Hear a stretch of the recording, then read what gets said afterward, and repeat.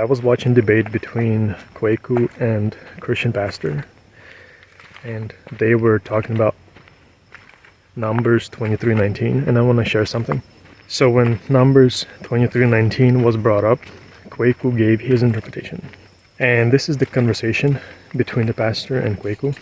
Christian pastor asked him about Numbers 23:19, God is not a man that he should lie. And a pastor asked Kwaku, this refutes the idea of man-God, doesn't it?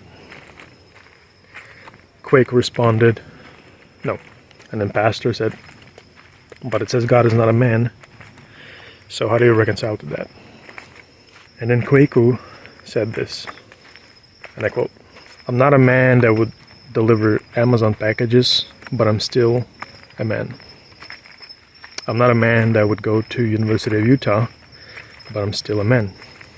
You can be a man and not do certain things and you still are a person. End quote.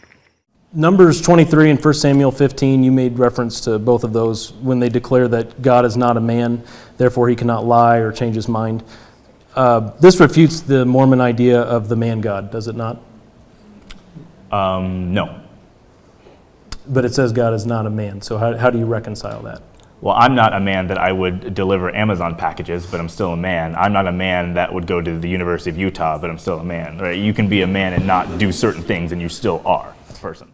Numbers 23:19 says God is not a man that he should lie. The verse uses God and man. So Numbers 23:19 displays two natures, God and man. But in Kwaku's illustration, there's only man. There's only one nature. In his interpretation, he's missing one nature. That's why his interpretation collapses. And here's why. Sometimes I like to use the cats and dogs illustration. Dog is not a cat to climb a tree. That means cats, they climb trees. Dogs, they don't climb trees. When I take Kwaku's interpretation and I apply it to my interpretation, that's like saying dog is not that kind of dog that would climb a tree because other dogs, they climb trees, but this dog doesn't climb trees. In my illustration, I'm using two natures. Dog is not a cat to climb a tree. Well, dog must be an exalted cat then. Well, dog is not a cat to begin with.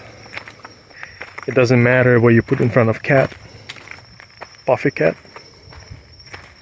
Beautiful cat. Dog is not a cat to begin with. Well, dog must be exalted cat then. If dog is not a cat, he must be exalted cat then. That's what Joseph Smith said about God. God is an exalted man. Well, Numbers 23:19 says God is not a man. In Joseph's mind, well, if he's not a man, then he is exalted man then, if he's not a man. Dog is not a cat to climb a tree. That's why Kwaku's interpretation collapses, because he only uses one nature.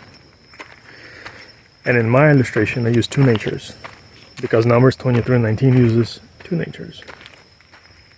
The Mormons, they believe that God is an exalted man. That's what Joseph Smith said in the King Follett sermon. But the Bible says, Numbers 23:19, God is not a man that he should lie. God is not a man. Well, he must be exalted man then. You know? That's how Joseph was thinking. And that's why I think that Kwaku's interpretation is not providing a reasonable interpretation, because he's only using one nature. He says, I'm not a man that would deliver Amazon packages, but I'm still a man. My illustration is dog is not a cat to climb a tree. And I'm using two different kinds, because Numbers 23:19 uses two different natures. God and man. God is not a man that he should lie. Well, that's my interpretation, and that's what I think about Kwaku's interpretation.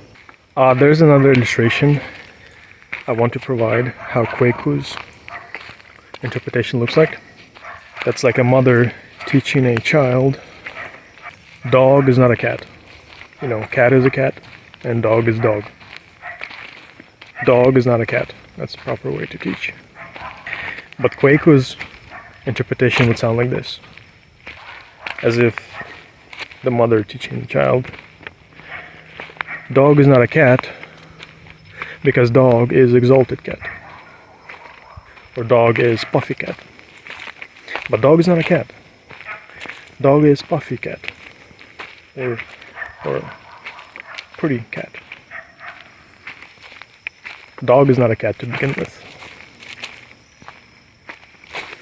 But in Kwaku's mind, dog is an exalted cat.